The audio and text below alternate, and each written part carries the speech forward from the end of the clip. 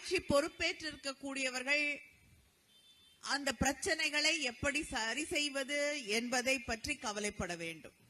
ஆனால் அதையெல்லாம் விட்டுவிட்டு சென்ற திமுக ஆட்சியிலே நடந்த சில செயல்களால் தான் இன்று நாங்க ஆட்சி பொறுப்புல இல்ல. நாங்க ஆட்சி பொறுப்புல இருந்த காலகட்டத்தில் இப்படிப்பட்ட ஒரு சூழ்நிலை தமிழ்நாட்டிலே இல்லை. பல பேர் தவறான செய்திகளை வாட்ஸ்அப்ல மேடைகளிலே பரப்பிக் கொண்டிருந்த நேரத்தில் கூட இப்படிப்பட்ட ஒரு சூழல் தமிழ்நாட்டிலே இல்லை. இந்தியாவிலேயே பாதுகாப்பான மாநிலங்களில் ஒன்றாக தமிழ்நாடு இருந்தது நம்முடைய முதலமைச்சர் அண்ணன் தளபதி அவர்களுடைய தலைமையின் கீழ்.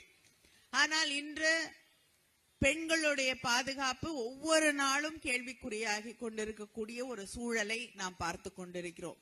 ஆட்சி பொறுப்பில் இருக்கக்கூடியவர்கள் பொறுப்போடு அவர்கள் இந்த பிரச்சனையை களைவதற்கான முயற்சிகளை எடுக்க வேண்டும். இதற்கான தீர்வுகளை தேட வேண்டும். சட்டம் ஒழுங்கை சரி செய்ய முயற்சிகள் எடுக்க வேண்டும். அதையெல்லாம் விட்டுவிட்டு மறுபடியும் வேறு யார் மீது பழி போடலாம் என்று அவர்கள் காரணங்களை தேடிக்கொண்டிருந்தால் நிச்சயமாக தமிழ்நாட்டு மக்கள் அதிக நாள் பொறுமையாக காத்துக் கொண்டிருக்க மாட்டார்கள் என்பதை புரிந்து கொள்ள வேண்டும்.